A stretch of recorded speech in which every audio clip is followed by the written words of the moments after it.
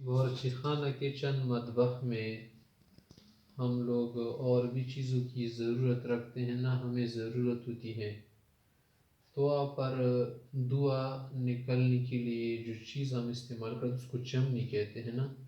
چمنی کے ذریعے سے دھواں نکلتا ہے باہر.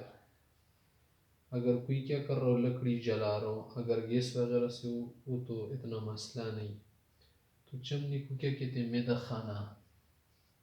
میدہ خانہ انگیٹھی وغیرہ میں لوگ لگاتے ہیں، اس کو کیا کہتے ہیں؟ میدہ خانہ. اور لکڑی جلانے کے بعد راکھ نکلتی نا، تو راکھ کو کیا کہتے ہیں؟ رمادن. رماد. رماد کا کیا معنی ہے؟ راکھ. اگر مکھن وغیرہ رکھا ہو نا، مکھن کو زبدہ کہتے ہیں، اور مکھن کا جو برتن ہوتے ہیں مکھن دان، اس کو کہتے ہیں وعاء الزبدہ. وعاء الزبدہ.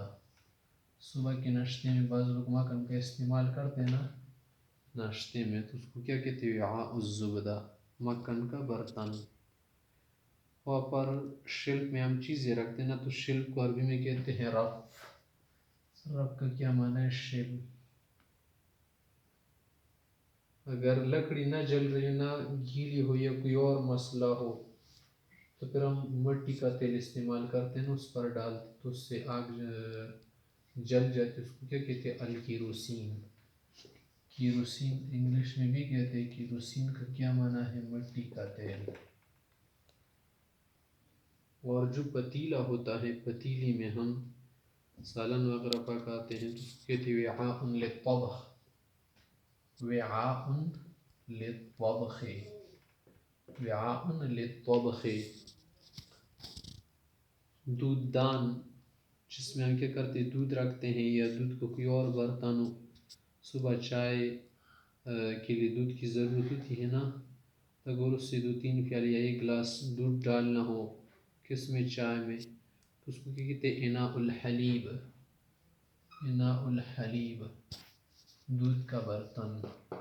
دودھ دان. دودھ دان اس کو کہتے ہیں.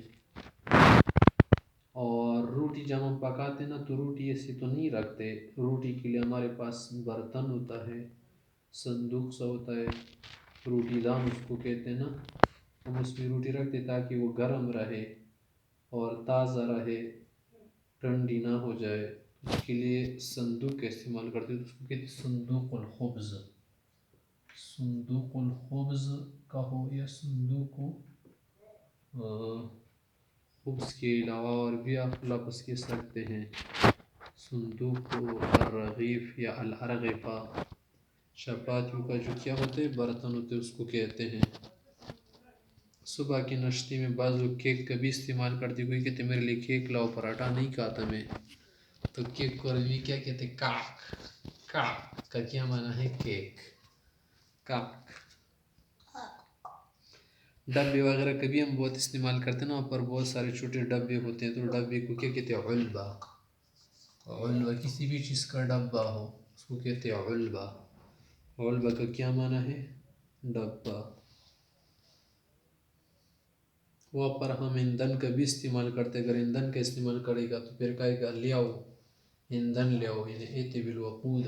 وقود معنی ایندھن، لکڑی.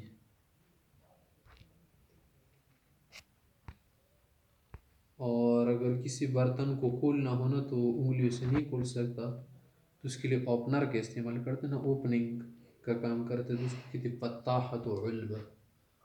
فتاحت علبہ. اوپنر ڈبے کا جو کیا ہوتے ہیں؟ اوپنر ہوتے ہیں. فتاحت علبہ یا علب. فتاحت علبہ. اوپنر. چینی میں چائے میں ہم چینی ڈالتے نا، چینی ایسے تو نہیں رکھتے، اس کے لیے برتن ہوتے، اس کو کہتے ہیں وعاء السکر. شکر دان یا چینی دان. وعاء السکر. جس برتن میں یا ڈبے میں ہم چینی رکھتے ہیں اس کو کیا کہتے ہیں؟ وعاء السکر کہتے ہیں. وعاء السکر.